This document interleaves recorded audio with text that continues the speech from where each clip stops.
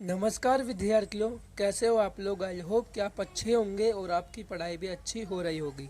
मेरा नाम है हेमंत सोलंकी और स्वागत करता हूं मैं आपका आज की नई वीडियो और मेरे चैनल एचएस स्टडी केंद्र पर। तो विद्यार्थियों, आज की इस वीडियो में हम पढ़ेंगे क्लास 12th की हिस्ट्री यानी कि इतिहास का चैप्टर नंबर 2 राजा, किसान और नगर।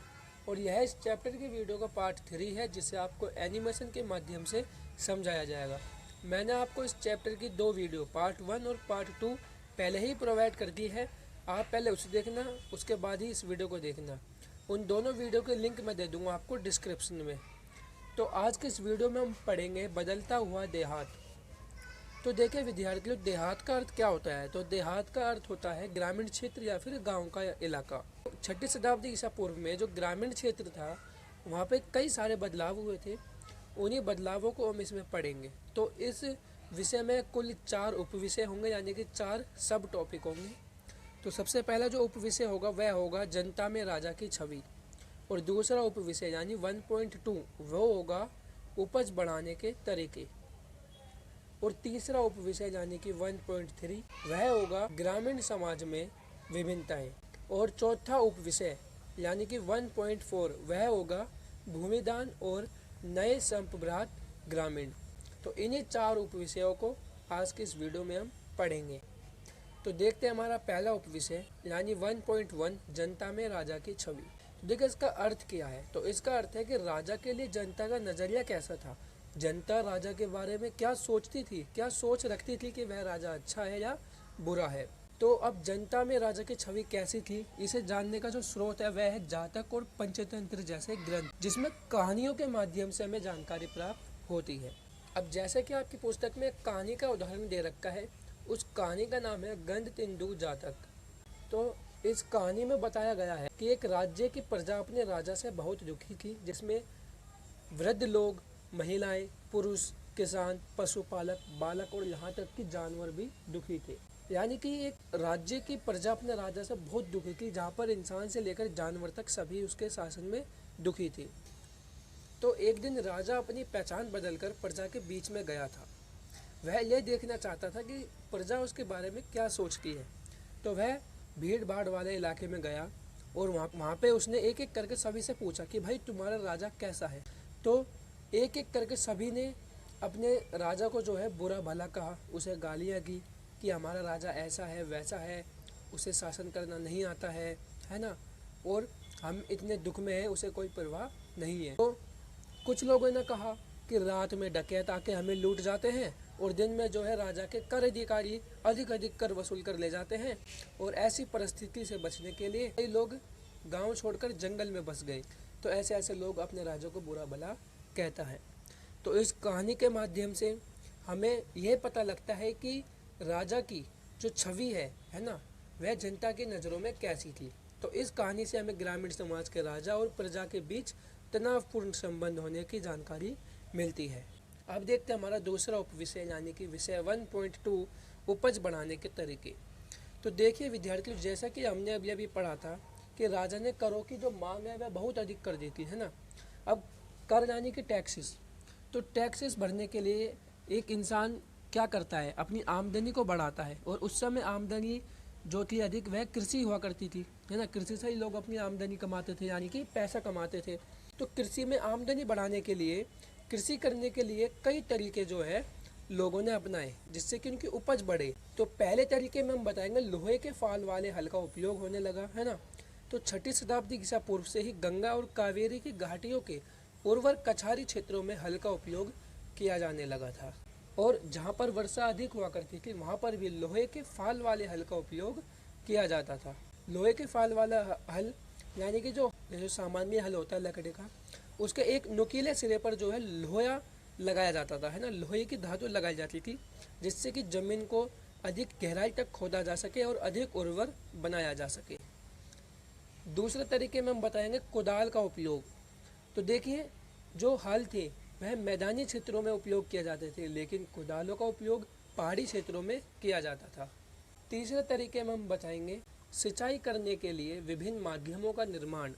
तो देखिए उस समय जो बड़े बड़े किसान थे ना, जमींदार थे या पूंजीपति लोग थे, है ना, अमीर लोग थे, जो उन्होंने सिंचाई के लिए कई माध्यमों का निर्माण करवाया, जैसे कि उन्होंने तालाब बनवाए, है ना, कुएं बनवाए और नहरों का भी निर्माण किया, ताकि सिंचाई जो है अच्छी तरीके से की जा सके और जो फसल है उसकी उपज अधिक से अधिक बढ़ाई जा सके। अब देखते हैं हमारा तीसरा उप विषय, यानी कि विषय 1.3 ग्रामीण समाज में विभिन्नताएं।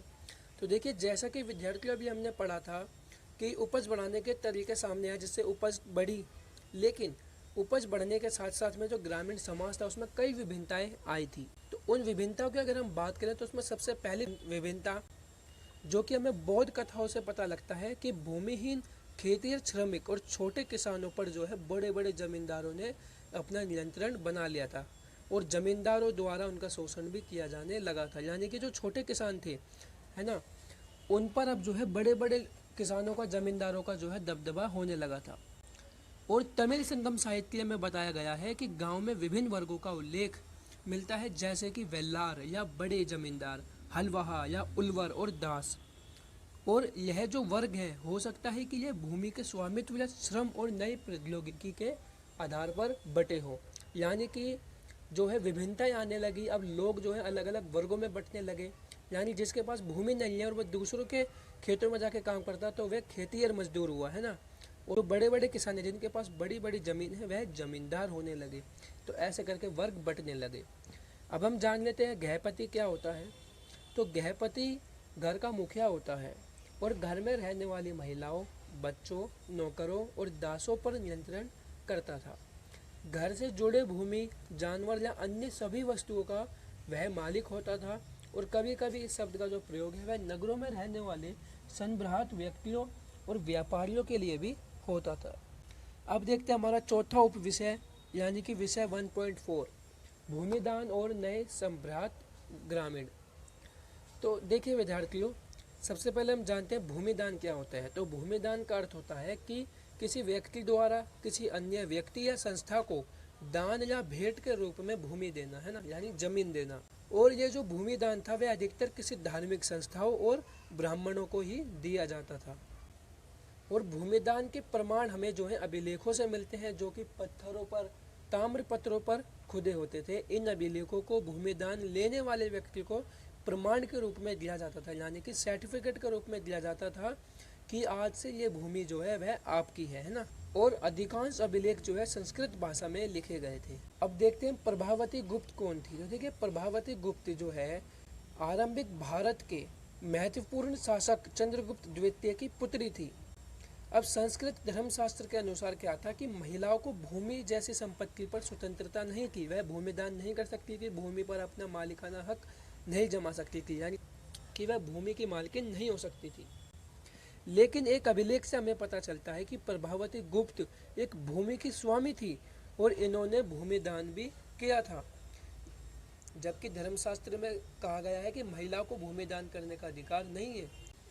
जिससे कि इतिहासकार अनुमान लगाते हैं कि हो सकता है कि धर्मशास्त्र को हर जगह पर समान रूप से लागू नहीं किया जाता होगा। तो आई होप कि आपको ये समझ में आ गया होगा। अब हम चलते हैं आगे और अब हम देखते हैं कि भूमिदान क्यों क्या करते थे, यानी कि भूमिदान करने के क्या कारण थे। तो उसमें दो मुख्य कारण हम बताएंगे। सबसे पहला कारण था किसी राजा द्वारा या फिर किसी शासक वंश द्वारा कृषि को नए क्षेत्रों में प्रोत्साहित करने के लिए रणनीति थी ये भूमिदान करने की, है ना। दूसरे में जब राजा का शासन कमजोर पड़ जाता था ना, तो वह अपने शासन को मजबूत करने के लिए और लोगों का समर्थन पाने के लिए भूमिदान करते थे। यानी कि जिन लोगों से उनका समर्थन टूटता था तो वह उन्हें क्या करते थे, दान में भूमि देते थे, जिससे कि उनका समर्थन जो है वापस राजा के साथ में हो जाए। और ऐसे अपने समर्थक बनाने के लिए राजा भूमिदान क्या करते थे, यानी कि लोगों को लालच दिया करते थे भूमि का। तो आज के इस वीडियो में मुझे आपको जितने टॉपिक समझाने थे मैंने समझा दिए। आई होप कि आपको वीडियो अच्छी लगी होगी और समझ में आया होगा। अगर समझ आया तो वीडियो को लाइक करना, शेयर करना और चैनल को भी सब्सक्राइब कर देना और बेल आइकन को भी दबा देना। और एक छोटा सा कमेंट जरूर करके बताना कि आपको वीडियो कैसी लगी। मिलते हैं किसी और वीडियो में। जय हिंद, जय भारत।